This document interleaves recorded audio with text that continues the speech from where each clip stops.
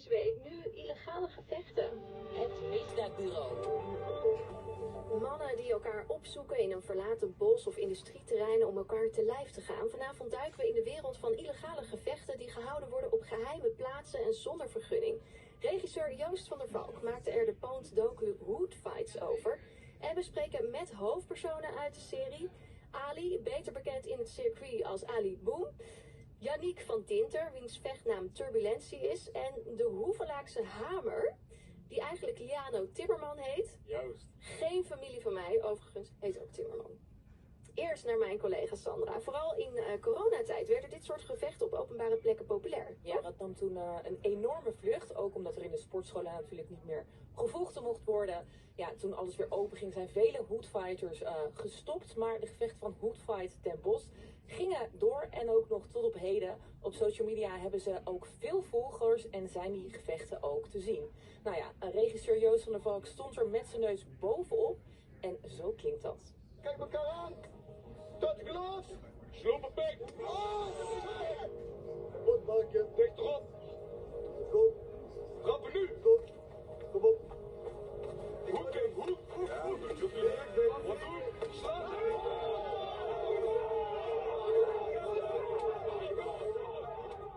Ja, zo krijgen wij toch een beetje het gevoel mee hier hoe dat dan klinkt en hoe dat dan gaat. Joost, ja, we zagen ze hier dus in dit fragment vechten op een open plek tussen de bomen. Een vechtkooi maken ze dan met hekken. Hè? Wat maakt dat jij hier een serie over wilde maken? Nou, ik ben eigenlijk altijd wel, wat ik mooi vind aan Nederland, je hebt zoveel verschillende wereldjes en subculturen. En dit kwam ook een beetje op mijn radar op die manier. Ik heb in het verleden films gemaakt over ADO-hooligans, de Crips-bende, Satudara, dat soort onderwerpen. En dat soort werelden, die zijn gewoon wel zo gek in Nederland. Dan woon je ergens in Den Haag en om de hoek gebeurt dat dan en daar weet je niks van. Nee. En ik hou ervan om in dat soort werelden te duiken. Ja, en wat fascineert je dan echt hier aan deze Nou ja, ja, het is wat ik toen ik ook, dus je duikt in zo'n onderwerp en dan ontmoet je de mensen die erbij horen. Dat heb ik eerst Yannick ontmoet, die hier ook vanavond zit. En dan, ja, dan hoor je ook wel gewoon hele bijzondere verhalen meteen. En levens die weer anders zijn dan je verwacht. En ja, dat was eigenlijk voor mij van, nou, hier wil ik wel echt wat gaan. En vond u het meteen een goed idee? Praat even over je alsof je er niet bij zit. Ja, nou, dat ging eigenlijk wel heel soepel, ja. Want we hebben toen, mijn producent had een afspraak geregeld met Yannick. En toen kwamen we er ook wel achter dat hij had, voor hem is het ook wel iets van, ja, jij wilde ook wel meer publiciteit voor je hoodfights, denk ik. Ja, ik was eigenlijk een tijdje ook gestopt. Maar ja, ik heb er ook even over nagedacht of ik wel überhaupt die documentaire wilde doen. Ja? Waar zat je twijfel? Ja, of ik ermee wilde beginnen, zeg maar. Ik heb gezegd met gemeentes en op de zwarte lijst terechtkomen, want ik ben ook gewoon een actieve vechter. En dan kom je door de vechtsportautoriteit op de zwarte lijst terecht en dan mag je niet meer vechten in Nederland. Dus je dacht ook van, ja, dit brengt natuurlijk ook wel weer wat met zich mee. Ja. Maar toch even, want jij organiseert dus die vechtpartijen in de omgeving van Den Bosch. Is dat voor jou, is dat ook in die coronaperiode een beetje ontstaan? Ja, het is eigenlijk meer een beetje ontstaan ook inderdaad uit verveling. Want we mochten niet meer sporten in de sportschool. We mochten niet meer doen, wedstrijden werden allemaal afgelast en zo. Want dat deed jij echt, hè? Dus jij deed aan de officiële vechtsporten. Ja. En toen ontstond dus dit in coronatijd. Ja. En uit verveling gingen we gewoon buiten lekker knokken en onderlinge competitie maken. Ja. En hoeveel zijn er dan bij jou aangesloten? Hoeveel vechters bedoelt u? Ik denk dat we nou iets van 160 vechters hebben of zo. En dan heb ik denk ik nog 40 e-mailtjes die ik ook nog moet afwerken. Zo, en is dat dan sinds die serie dan ook? Ja, het is wel echt ontploft, zeg maar, Ja? na die serie, ja. Ja. En heb jij daarover nagedacht, Joost? Want jij zegt ook wel, ik wil het ook weer niet verheerlijken. Heb ik dat Maar je- gezegd? Oh, volgens mij heb ik dat zien staan. Misschien heb ik dat ergens gezegd. Ja, dat zou best kunnen hoor. Ja. Nee, ik verheerlijken niet, dat ben ik nooit echt op uit. Maar ja, het heeft wel effect natuurlijk. Maar ik ben er ook niet tegen. Hè. Kijk, ik vind het is een grijs gebied, ook zeg maar wettelijk. Maar dat die jongens willen vechten, dat begrijp ik wel. En dat ze dat niet meteen in een soort van regime willen doen met allemaal regels, begrijp ik ook. Dus daar ben ik niet tegen. Alleen, ja, er zijn wel dingen die wat ingewikkelder liggen. Zoals bijvoorbeeld, ja, als er een keer iets gebeurt, dat er geen medisch iemand aanwezig is. Ja. Ja, we gaan zo nog wel eventjes wat punten doornemen inderdaad, van hoe dat zit. Maar ik ben toch eerst even benieuwd, Joost, hoe was het voor jou om dan voor het eerst daar ook bij te zijn, hè? Dus om dat te zien. Ja, Nou, ik moet je zeggen, de allereerste keer dat ik er was ik echt diep teleurgesteld. Want toen was het namelijk gewoon in een soort open veld. Met jongens zonder hekken. Die hekken die je in de film ziet, die kwamen er later bij. Die vechtkooi. Waar Die je ook vechtkooi. meteen op aansloeg, ja. Dat maakt het heel erg intens. En toen ik daar de eerste keer was, toen waren een paar gasten die liepen op elkaar in te maaien op een open weiland. Ja, toen waren die hooibalen waren toen mislukt inderdaad. Dus toen hadden we geen kooi of een ring inderdaad, was het gewoon open. En dan gaan ze lopen, ja, dan is het minder mooi om te zien de gevechten inderdaad. Ja. Precies, films op film ook gewoon lastig te volgen, want ze gaan daarheen. Dus dat maakte het. Dus ik was eigenlijk dacht van, oh jee, hoe gaan we dit in godesnaam vastleggen? En toen op een gegeven moment kwamen die hekken erbij.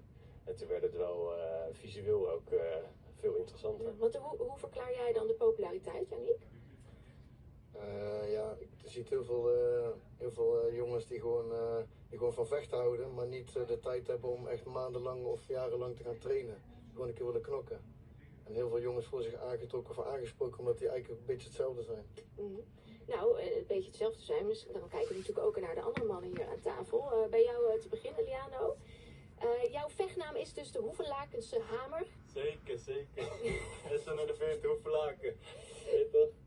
Mag je microfoon ietsje dichter naar je toe trekken? Want het is zo Allemaal zonde jongens in de kou hangen. als we jou niet horen. Wat is de gedachte achter die naam? Hoevelaken samen. Ja. Hoevelaken is gewoon de buurt wat heeft mij gemaakt zoals ik ben, weet je. En de hamer, ja, ik ben gewoon timmerman toch, dus de hamer is de hoofdgereedschap van de timmerman, dus we moeten het laten bewijzen ook, weet je. En Yannick, jij hebt turbulentie. Ja. En Ali Boom. Ali Boom. Ja. Correct. Wat is Ali dan, waarom hebben jullie dat soort namen ook? Mijn maat in de buurt noemde mij vroeger Ali Boom. Dus bij jou zat het er altijd al. Klopt. Ja, maar bij alle vechters zo'n vechtnaam bedoel ik. Ja, dat is een beetje begonnen om een beetje sommige jongens ook een beetje anoniem blijven. Dus zodoende hebben we in het begin besloten dat iedereen gewoon een fight name moet verzinnen. Ja.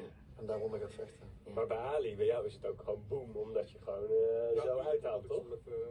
Klopt. Maar die had ik wel, die dacht ik al wel hoor, dat het zoiets zou zijn. Maar en de turbulentie? Ja, dat heb ik eigenlijk gewoon verzonnen. Ja, als ik ze raak, dan gaan ze sowieso hebben ze turbulentie of ze gaan slapen. Dus ja. Oké. Ik denk ook wel dat Yannick een turbulent persoon is, hoor. Ja, dat ook. Nou ja, dat is waarom jij hem ook interessant vindt voor de docu-serie natuurlijk. Nou, in die serie zien wij ook, Liano dus bijvoorbeeld vechten als een baas. Laten we even horen. Kijk, ik was goed naar de klote thuis gekomen, toch? Dus ik voelde al ergens van, ik wil eigenlijk echt niet gaan en ik wil niet. Maar nee, ik ga toch en ik ga gewoon, weet je. En ik kom er en ik sta er en ik ga vechten als een baas, weet je wel. Van nee, je moet niet even als je blijft hangen. Nee, gewoon gaan. Ja, het klinkt ook wel wat opgefokt. Is het ook een bepaalde modus waar je in moet komen voor zo'n wedstrijd? Dat is spanning, weet je. Ik had de avond daarvoor had ik een feestje van jiu-jitsu, van de gasten met jiu-jitsu, weet je wel. Toen gingen we lekker drinken en alles. En eindstand daarna ben ik nog naar een maatje van mij toe gegaan. Die moest me naar huis toe brengen. Maar ja, er werd ook weer lanterfanten en weet ik veel wat. Ik ben pas om 4, 5 uur kwam ik thuis en ik moest ook nog vroeg daar zo heen. Want ik moet daar in de middag zijn, 2 uur rijden. En geen warming-up en gelijk knokken, weet je. Dus ik vind dat gewoon een beetje opspannen, weet je wel. Ja, Ali, is het zo dat je, in welke modus kom je zo vlak voor zo'n wedstrijd? Angst. Ik voel angst. Ja? Pure angst van tevoren. Net daarvoor, maar dat op het moment dat ik het strijddomein betreed, dan lijkt het volledig weg te vallen, die angst. En is dit dus wat we bij Liano horen, misschien eigenlijk dus angst? Maar dan verpakt in strijdbaarheid? Dat denk ik. Hij is een jonge jongen nog, dus we herkennen onszelf allemaal wel in hem. Dus. Je zegt het ook in de documentaire, hè? Je wordt er bang van, weet je. Het is sowieso een spanning dat je gaat vechten, weet je. Als je buiten op straat knokt, dan is het gewoon in één keer pats, boom, weet je. En dan is het daarna feesten.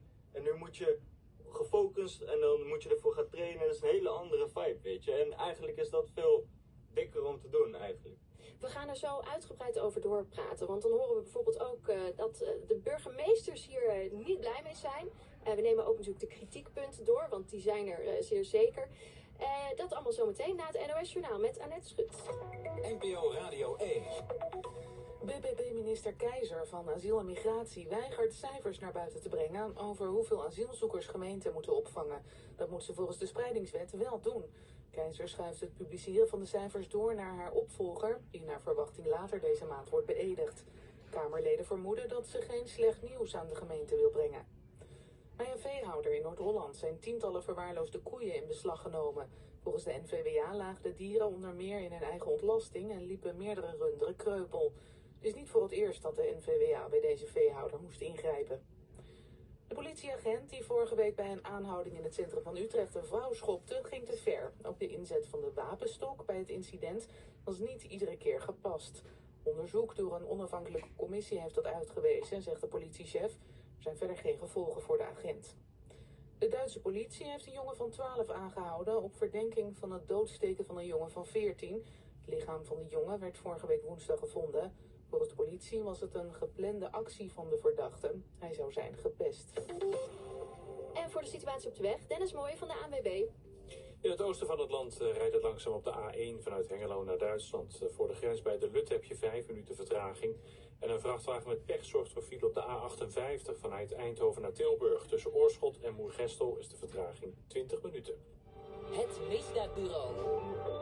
Welkom terug. We hebben het hier over illegale gevechten die gehouden worden op geheime plaatsen zonder vergunning. Regisseur Joost van der Valk maakte er de Poont-docu Hood Fights over en we bespreken het met hoofdpersonen ook uit de serie. Ali, beter bekend in het circuit als Ali Boom. Yannick van Dinter, wiens vechtnaam Turbulentie is, en de Hoevelakense Hamer, die eigenlijk Liano Timmerman heet. Joost, die wedstrijden zijn op geheime plekken. Je zei net al even, het is het gebied. Hoe zit het daar dan precies mee? Nou ja, het is volgens mij, het is echt illegaal op zich. Ja. Maar het is in die zin een grijs gebied.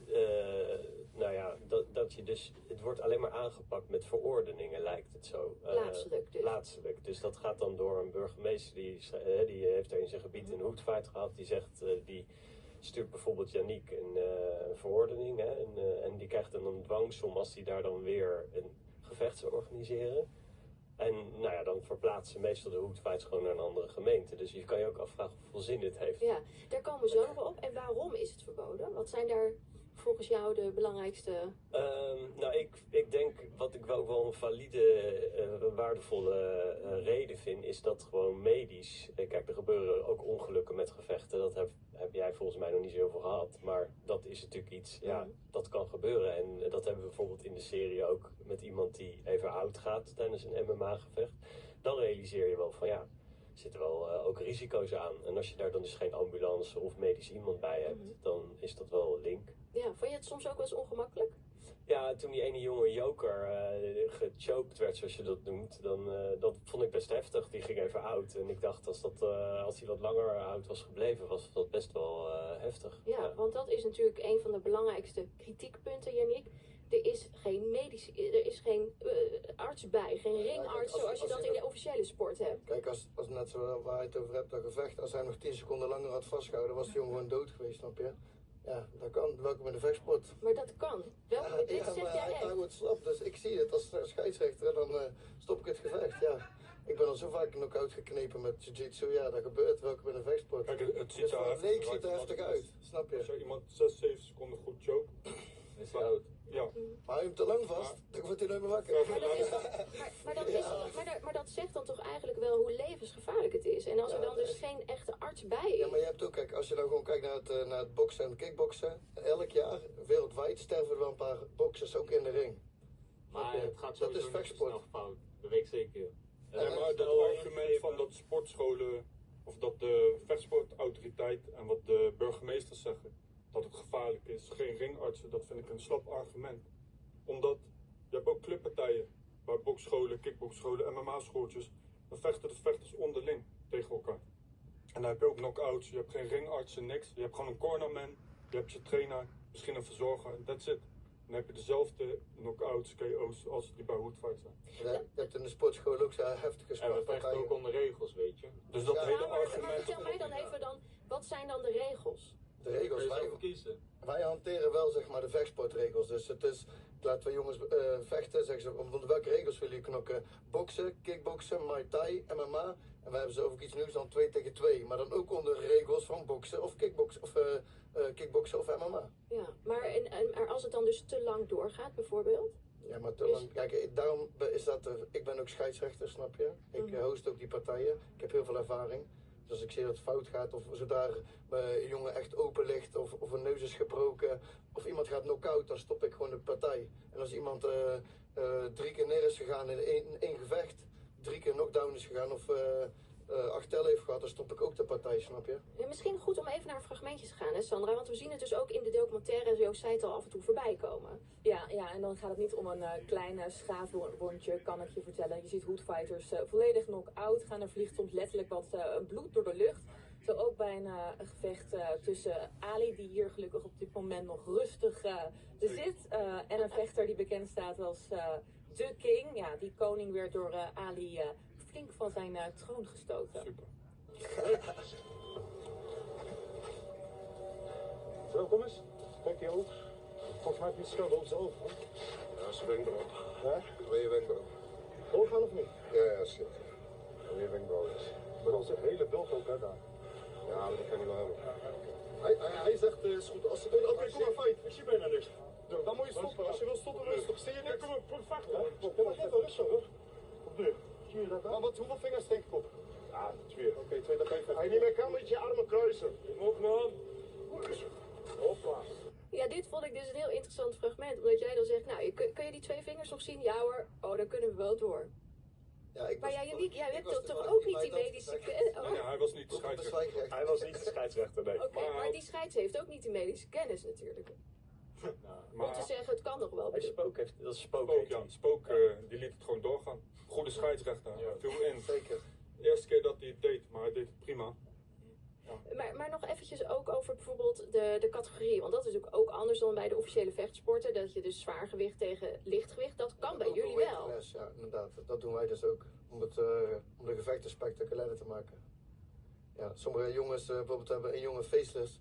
Die is 65 kilo. Die vecht alleen maar tegen jongens van 90 kilo en 100 kilo en 85 kilo. Kijk, er is een grote kans ook dat je knock-out gaat, snap je. Maar ja, die jongen die kan echt knokken en die wil zich eigen toch testen, zeg maar. Ja. Er zit ook, ik doe dat zelf ook. Ik moet bijvoorbeeld 14, dan moet ik tegen een jongen van 90 kilo, ik ben zelf 75 kilo. En daarna tegen een reus van 2 meter 10 en die is 115 kilo, snap je? En dat is dus voor jullie juist de lol erin dat dan wel kan als je het zelf gevechten. Ja, maar dit is natuurlijk iets wat dus voor de vechtsportautoriteit echt, die vinden dit verschrikkelijk. Wij vinden het ook verschrikkelijk. Ja, ze hebben daar ook echt wel een statement over naar buiten gebracht. Ze geven aan dus dat er geen medische begeleiding aanwezig is en dat de gezondheid en veiligheid van deelnemers verre van gewaarborgd is. Soms zijn vechters onvoldoende getraind, geven ze aan. En om die redenen distancieren ze zich ervan. Het is illegaal, geven ze aan. Omdat onder meer, het is een verstoring van de openbare orde. Ze zien het als openbare geweldpleging, mishandeling. Zelfs als er dus, als de deelnemers beide instemmen.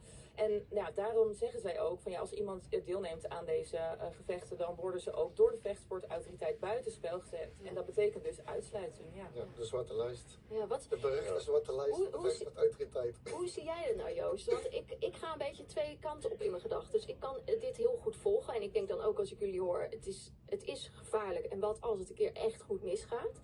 En tegelijkertijd denk ik, als iedereen daar zelf vrijwillig voor kiest en anderen hebben er geen last van, is het een soort uitlaatklep? Hoe zie jij het? Ik kom daar niet uit. Ik vind het ook een heel goed argument dat ze zeggen van op zo'n sportschool gaat het ook regelmatig mis. Weet je? Dus waarom, dat principe is niet heel anders natuurlijk. Maar die gewichtsverschillen vind ik ook grappig. Want je hebt bijvoorbeeld in de documentaire scène met ene Maku. Dat is een soort echt een stootkogel. Die komt die ring inlopen en in 30 seconden slaat hij zo'n pol helemaal aan stukken. Ja, maar die Poolse jongen is ook dat is ook niet iemand, snap je? Dat is ook een goede vechter. Ik bedoel, het heeft misschien 30 seconden geduurd. Marco heeft zijn neus gebroken, zijn hand gebroken, de jongen heeft zijn ribben gebroken. Iedereen heeft iets gebroken, snap je? Maar dat is met heavyweights. Snap je? Ja, kijk, en we hebben wel respect aan ballen dat er zo'n groot gewichtklasse, dat hij dat durft ook, snap je? Ja. Hebben jullie zelf als echt verwondingen opgelopen, ernstige. Ja, ribben gebroken, neus gebroken, vingers, handen. Gescheurde... Ja, alles open. Hij ligt er allemaal mee, weet je. Ja, maar dan denk ik, Ali, wat is het? Waarom wil je dit? Een stukje adrenaline, uitdaging, jezelf testen als man. Je voelt je toch man in zo'n ring. Mannelijk is dat, ja. Vechten jullie ook wel eens tegen elkaar eigenlijk? Nee, sparren. Dus sparren. Ja, met turbulentie nu. Ja, samen. Ja, dus tegen elkaar ook trainen. Ja.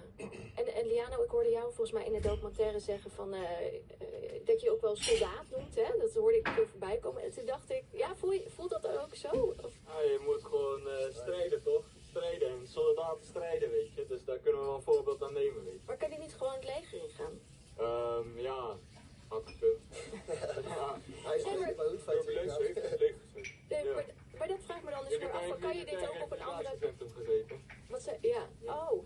Maar dan bedoel ik meer niet zozeer het leger, maar zijn er niet andere plekken waarin je dit wel kwijt kunt op een legale manier? Noem eens wat ideeën. Nou ja, dus wel in de officiële vechtsport bijvoorbeeld. Waarom zou je daar je ei niet in kwijt kunnen? Nou, voor mezelf, ik heb nooit de ambitie gehad om prof te worden of niet. Maar wel de ambitie om met MMA-handschoenen te boksen of bare knuckle. Dat kan dus niet in Nederland. En dan kom je al snel uit bij een organisatie zoals Hoodfight. Ja.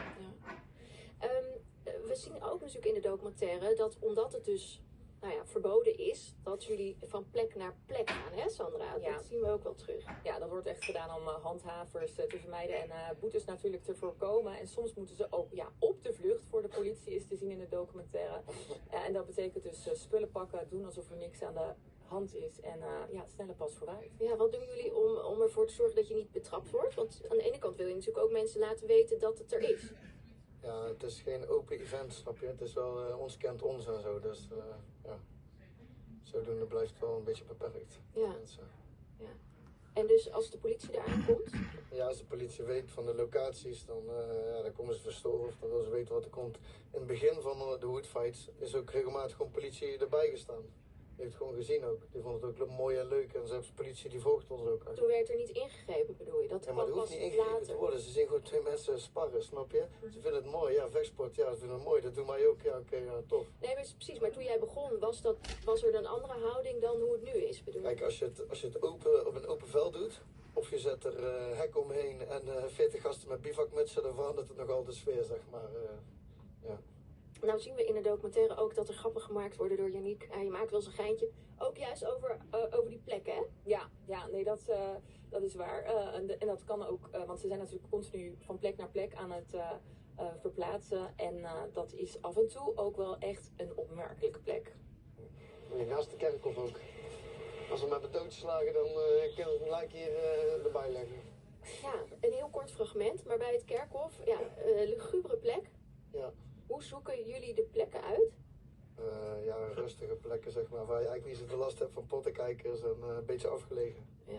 Ja, en natuurlijk, ik zei al, het is ook natuurlijk ook een vorm van humor. Als het dan misgaat, kan je er meteen naast liggen. Maar ben je toch niet een keer bang dat het toch onder jouw verantwoordelijkheid misgaat? Dat fascineert mij toch wel. Ja, kijk, het kan altijd een keer fout gaan, maar dat kan overal. Kijk, je kan ook op straat in de auto een ongeluk krijgen, snap je, op de snelweg. Kan ook gebeuren, ja. Ik hou er wel goed de controle over de vechters. En ik geef ook wel op om de vechters, snap je? Ja. Om de gezondheid, dat alles goed gaat. Ja. Maar wat ik Voordat ook het te ver gaat. Nee, maar dat geloof ik ook meteen van je. Maar daardoor vraag ik me af van, is dat dan toch niet je angst? Dat er toch te lang te hard doorgegaan wordt, net verkeerd geraakt wordt, waardoor het gruwelijk misgaat? Ja, hij grijpt snel in, hoor. Ik zou ook wel wat veilig gebeurt. Ik heb genoeg vechtsportervaring dat ik dat kan doen. Ja. We Als zien... je daarover verdeeld, heb ik scheid aan. Bijvoorbeeld dus die burgemeesters, hè, we hadden het er net al eventjes over, die zijn er niet zo blij mee. Nee. Of helemaal niet blij mee, kan ik misschien beter zeggen. Sandra. Nee, dat klopt. Inmiddels zijn de Hoodfighters ook in sommige gemeenten gewoon niet meer welkom. Bijvoorbeeld in Den Bosch. Daar heeft Yannick ook al een dwangsom van gekregen. Ik heb daarover gesproken met de burgemeester, Jack Mikkers. Volgens hem zorgen Hoodfights voor een verstoring van die openbare orde. Maar dat is niet alles volgens hem. Hij vindt ook het onacceptabel dat soms onervaren amateuristische vechters zomaar de ring instappen. Ja, dus die lichtgewicht tegen die zwaargewicht of ja, tegen iemand uit een compleet andere klasse. Ja, en dat de organisator dus zelf bepaalt wanneer een gevecht stopt. En dat er dus vaak ja, geen ringarts aanwezig is. En dat kan allemaal niet, vindt hij. Ja, het blijkt dat het gewoon een grenzeloze sport is. En dat we eigenlijk net als vroeger met kippengevechten 2 kippen of 2 hanen in een kooi zetten. En dat loslaten. Dit zijn meestal twee mannen die in een kooi gezet worden. En gewoon losgelaten worden met een soort grenzeloos gedrag. En daarmee een druk op de zorg leggen, een druk op verzekeringskwesties, werkgevers in een onmogelijke positie brengen. Omdat iemand de kick wil hebben om zich in elkaar te laten slaan. Dat is de taak van de samenleving als geheel. Dat dit soort dolle acties gewoon niet moeten kunnen. En dat begint bij de mensen zelf die zich zo gek verklaren dat ze dit willen gaan doen. Ja, ik kan het niet anders beschrijven. En als dat niet anders kan, is er een overheid die de verantwoordelijkheid moet nemen om dit soort dingen te verbieden. Wat zou het dan mooi zijn als we dat met 342 gemeenten tegelijkertijd doen. En dat we dit soort activiteiten kunnen verbannen. Ja, is die man überhaupt wel eens komen kijken? Ja, weet je wat het is? Als die beste man zich nou eens zou verdiepen, dan weet hij waar hij over praat en dan kan hij gaan praten. Want ja, mensen houden graag van babbelen en zo, maar ja... Het is ook op de zorg, zegt hij. En dat zou dan gaan ook om de verwondingen of de breuken waar jullie net over hadden. Druk op de verzekeringen en druk op de... Dat is ook bij clubpartijen. Bij clubpartijen heb je precies hetzelfde. Hij doet net of van mijn masochistische boys zijn die het lekker vinden om elkaar geslagen te worden. Maar die vent weet echt niet waar hij over praat, jongen, snapte? Die vent, als je boe zegt, dan schijt hij waarschijnlijk in zijn broek, snapte? Misschien moeten we gewoon een keer gaan trainen. Hoe zit het? Ik ben even benieuwd, hoe hebben jullie werk? Want ik zag in de docu-serie Wesje, geloof ik, hè? Die is pornoacteur. Ja. Dus die doet er nog iets naast. Maar omdat hij het heeft ook over de positie van werkgevers, ben ik even benieuwd. Hoe ziet jullie leven er verder uit? Ik heb werk, maar daar heb ik geen uitspraak over. Oh ja. En jullie? Ik ben accountant. En dokter. Van alles. Ja, en dokter en alles. Jij kan alles. Ja. Ja. Kijk, wat ik wel wil benadrukken. Die burgemeester die zegt dit nu zo. Maar ik raad Janik aan om die man een keer uit te nodigen. Met hem in gesprek te gaan. Iedereen heeft allemaal commentaar, maar niemand komt kijken. Of... Kijk, geef Hoodfights een plek. Wijs iets aan. We hoeven helemaal niks. We hebben niemand meer nodig. Dat is het mooiste. Met de plek en de burgemeester. Iedereen kan ze alle nergens mee bemoeien. Ja, maar dat zou ik zeggen. Wat zouden jullie willen? Dat het gewoon mag? Dat het dus legaal is? Of wat zou je dan willen? Wij zijn Hoodfights en we bescheiden aan iedereen. En we hebben zijn eigen organisatie. En we hebben gewoon echt scheid aan iedereen. We doen ons eigen ding. Ik denk dat de oplossing echt wel is dat je het kan gedogen. Maar dat hoeft niet. Het hoeft allemaal niet. We hebben medisch allemaal gedogen. Hey, alles is onder controle. We hebben een eigen privélocatie. We hebben met niemand niks te maken. Wat bedoel je met je eigen privélocatie? Nou, we hebben gewoon een privélocatie. Dus we hebben geen openbare orde meer. Geen openbare geweldpleging meer. Dus, je bedoelt dus alle illegaliteit is eraf, zeg maar. Dus ik hoef niet meer te vluchten voor polities. Nee. Want je zegt eigenlijk, we hebben nu een eigen plek of zo? Ja, of? ja, we hebben een eigen locatie, ja.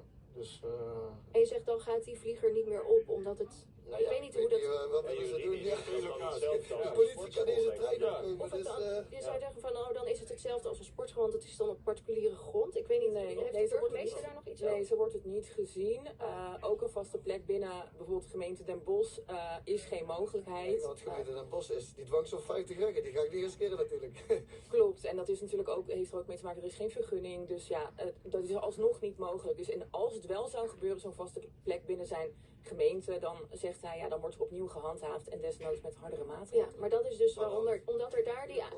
Maar dat is dus, Jannik, omdat daar dus die plaatselijke verordening is. Ja, maar ik ben niet zo achterlijk. Kijk, ik weet, als ik iets fout doe, want ze zitten natuurlijk heel erg op mijn vingers te letten.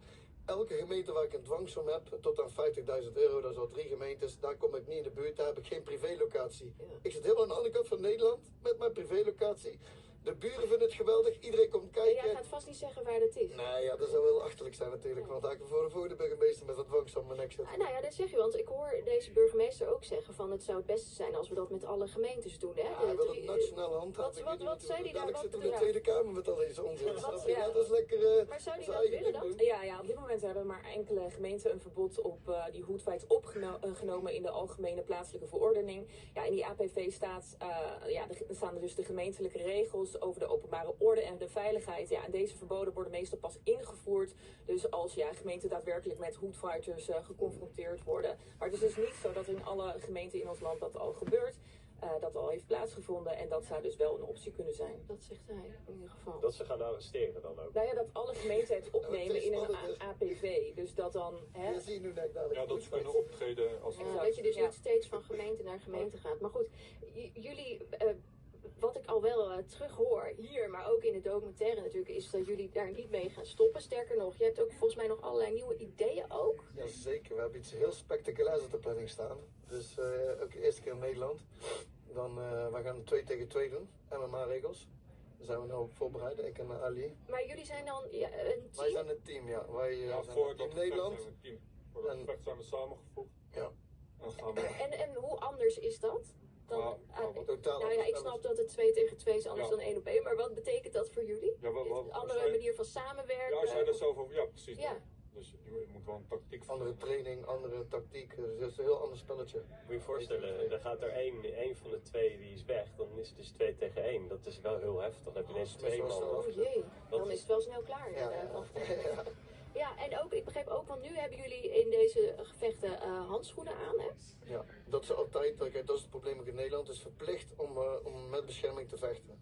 Want anders is het echt straatvechten, anders is het wel echt geweldpleging. Net als wij willen ook graag bijnukkel doen, dat doen wij ook. Precies. Alleen dat is... Dat is dus met de knokkels. Ja, met de knokkels. Dus dan moeten we echt naar Polen of naar Ierland of naar Engeland of naar En Schotland. dat is wat ik het liefste doe, gewoon met blote vuist of MMA-handschoenen. Maar ik ga niet met grote handschoenen boksen. Nee. Dat is gewoon mijn eigen... En is dat iets wat je dus nu wel in het buitenland doet? Dat knokken. Ja. Dus af en toe. Ja. Maar dat zouden jullie ook hier willen doen? Ja. Als Nederland dat zou legaliseren, dat bijnukkel, dat zou heel mooi zijn. Dat zou een hele goede toevoeging zijn in de Nederlandse vechtsport. Ja. En Liano, ik weet dat jij hebt een ongeluk gehad, hè? Dat had niks met de sport zelf te maken, dacht ik. Maar je bent wel weer volop aan het trainen? Zeker, zeker. We kunnen niet stilstaan, toch? Maar is je dus zoveel aangelegen om ook weer terug te keren? Als ik eenmaal groen licht krijg en ik kan weer gaan knokken, dan is dat het eerste wat ik ga doen. En blijf jij ze volgen, Joost? Ja, we zitten wel heel erg... Ik zou best een tweede serie willen maken over deze... Want er gebeurt weer van alles en er zijn wel allemaal nieuwe dingen. Dus ik zou het zeker graag willen. Goed, nou ja, alle afleveringen van Hood Fights die staan online, zijn te bekijken via NPO Start. Dus tot zover illegale gevechten. Nu een vraag van de luisteraar. Pound. Misdaadlijn. Bij een taakstraf denk je meteen aan vuil prikken op straat of een plantsoen schoffelen. Als je jong bent, geen probleem wellicht. Maar wat als je 70 plus of zelfs dus echt hoogbejaard bent? Kan je dan ook een taakstraf krijgen? En wordt er dan rekening gehouden met die hoge leeftijd? Dat is de vraag deze week in de misdaadlijn. Kunnen bejaarden ook een taakstraf krijgen? Nou ja, de meest recente cijfers komen uit 2022. Toen kregen meer dan 25.000 mensen een taakstraf opgelegd. En van die groep was ongeveer 2% ouder dan 65 jaar. Dat blijkt allemaal uit die cijfers van Reclassering Nederland. Ja, en dat lijkt weinig, maar komt toch neer op honderden ouderen per jaar. Honderden ouderen per jaar, dus dat is toch nog best wel wat. En wat voor taakstraffen zijn dat dan? En wordt er dan rekening gehouden met die leeftijd? Ja, daarover spraken we met Hildert Stroosma van de Reclassering. En hij vertelt wat die alternatieven zijn. Beeld wat er vaak is van de uitvoering van de werkstraf is dat we in een bos staan of in een park, dat we fysiek werk doen. Maar wij hebben ook onze eigen werkplaatsen voor de werkgestraften die fysieke beperkingen hebben en om die reden dan ook binnen in een zittende werkomgeving een werkstraf kunnen uitvoeren. Zoals een kringloop of een ziekenhuis of een sociale werkzieningen, de sociale ontwikkelbedrijven. Ook dat soort plekken zijn vaak wel ingericht werkzaamheden te doen die niet heel erg fysiek belastend zijn. Je denkt ook aan het sorteren van kleding, het inpakken van bepaalde producten, schoonmaken van bepaalde producten. Dat zijn vaak hele geschikte werkplekken ook voor oudere werkgestraften. Dus op die manier wordt er toch een beetje rekening mee gehouden. En die leeftijd komt natuurlijk ook ter sprake, vaak in de rechtbank. Ja, natuurlijk, want de rechter bespreekt ook altijd de persoonlijke omstandigheden van een verdachte. Ja, maar het gebeurt dus toch regelmatig dat daar een taakstraf uitrolt. Zo was er eens een 80-jarige automobilist die op een rotonde het gaspedaal intrapte in plaats van de rem. 3 gewonden, waarvan 1 wel met 10 botbreuken. Ja, deze 80-jarige kreeg een taakstraf van 120 uur. Ja, en ook een opvallend verhaal. Een 83-jarige vrouw uit Enschede vertrapte tijdens een expositie meerdere godenbeeldjes. Oh, ook ja, bijzonder. ook Ja. bijzonder. Zij kreeg 20 uur taakstraf en dat noemde ze zelf trouwens een eer. Oh, zij noemt het een eer. Ze keek er blijkbaar naar uit. Maar er zijn ook wel mensen, lijkt mij, die er enorm tegenop zien. Ja, Hildert van de recasseren, die we dus net hoorden, gaf het voorbeeld van een oudere dame rond de 75 jaar die een taakstraf kreeg voor uitkeringsfraude. Ja, en bij een kringloopwinkel aan de slag ging. Ze zag er enorm tegenop, was ook bang dat ze het fysiek niet aankon. Maar dit verhaal heeft een verrassende uitkomst en Hildert vertelt hoe de straf haar beviel. Uiteindelijk heeft ze die werkstraf daar echt vlekkeloos uitgevoerd. Had ze heel veel leuke contacten. Was het zeker wel een straf, maar heeft het niet zo gevoeld. En is ze daar ook blijven hangen als vrijwilliger, omdat ze een sociaal isolement eigenlijk zat. En daar toch wel heel veel leuke contacten op deed. En toch weer een beetje in de structuur en onder de mensen is gekomen. Oh, ik hoor helemaal niks meer. Nou, er ging even iets mis. In ieder geval is het een hele mooie uitkomst. Weer onder de mensen, ja. Ze is nu bij de kringloop gaan werken. Ja. Hè? Ik wil jullie heel erg bedanken voor jullie komst naar de studio. En we gaan natuurlijk kijken als het volgende deel er komt.